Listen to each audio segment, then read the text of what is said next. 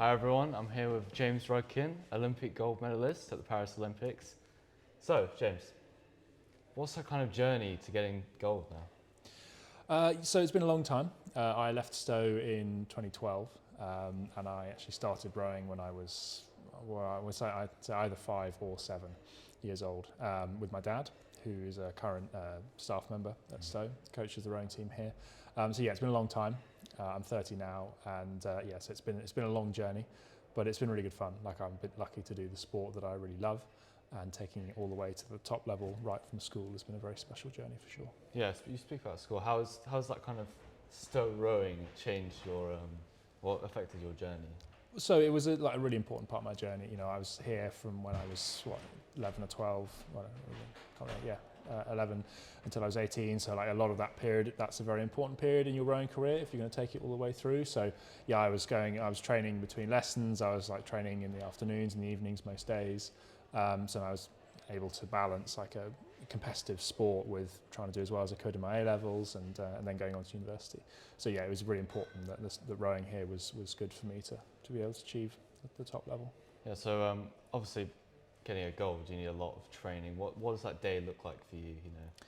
So yeah, when I was at school, it was obviously like I'd train every afternoon after lessons. But once you become a full-time athlete on the Olympic team, which I did in my first year after university, so when I was 24, that's involving sort of starting training at 7:30 in the morning, and then you're doing an hour or 2 of rowing first, and then you have a meal, then you're doing another session just before lunch, and then you're doing another session after lunch as well. So you're getting home at sort of 5 o'clock, and you'll have done 3 sort of hour to 2 hour long sessions a day.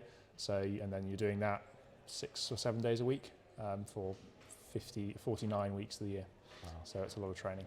Yeah, and for aspiring rowers at Stowe, what would you say to them to maybe get to the Olympics or achieve that level? I mean, the thing I'd say is that, like, you know, you don't have to just go to the Olympics and try and win golds to really enjoy the sport. Yeah. You know, clearly that's an awesome thing to do, and it's really enjoyable, but you can really enjoy the sport without thinking, oh wow, I have to be an Olympian in order to do it. Like, it's all about what you put into it. I think you get out what you put in. So, you know, at school I was rode with lots of guys who were putting in a good amount of effort, and we went to lots of fun races and did a lot of stuff. But yes, in terms of if you want to be successful at rowing, it definitely is about how much you put in and how much you actually want to do it. Because it's a really fun and exciting sport, and you can really take it places. You can get lots of opportunities later in life through rowing, but it is about putting in the time and the effort. And the medal itself, what is it made of? Anything you like about it? Or? Yeah, so actually, I've got 2 Olympic medals now, and this is my favourite, obviously, because it's gold, which helps.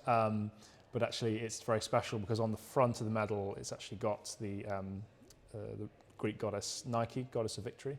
And obviously, at Stowe, there's all sorts of temples and that kind of thing, so there'll be depictions of her everywhere. And then on the back of the medal, I'll flip it round, is my piece of the Eiffel Tower, which is this grey bit here, which is a hexagon shape, which is supposed to represent France itself, because France supposedly in its culture calls itself the hexagon in terms of the 6 sides of the 6 borders of France. So that was a symbol that was chosen for the Olympic Games. The medal itself is made out of it's a solid silver medallion itself, and then gold leaf on the outside. And then so it is actually still very heavy, despite not being as valuable as a solid gold medal. It's still worth a decent amount, and it's very weighty in the hand for sure. Yeah. Do you display it at home? Do you have like a case for it? Yes. So actually, as we talked about earlier before, it came with a Louis Vuitton like medal box, which is this kind of ridiculously over the top purple thing with velvet and that kind of thing, which is quite fun. So yes, that would be the main way to store it for sure. And next steps in your career?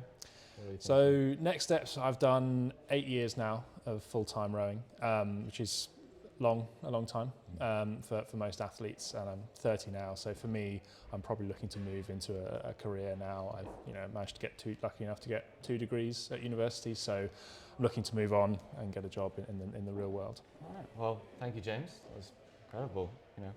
Congratulations. Thanks very much. Thanks for having me on. Thank you.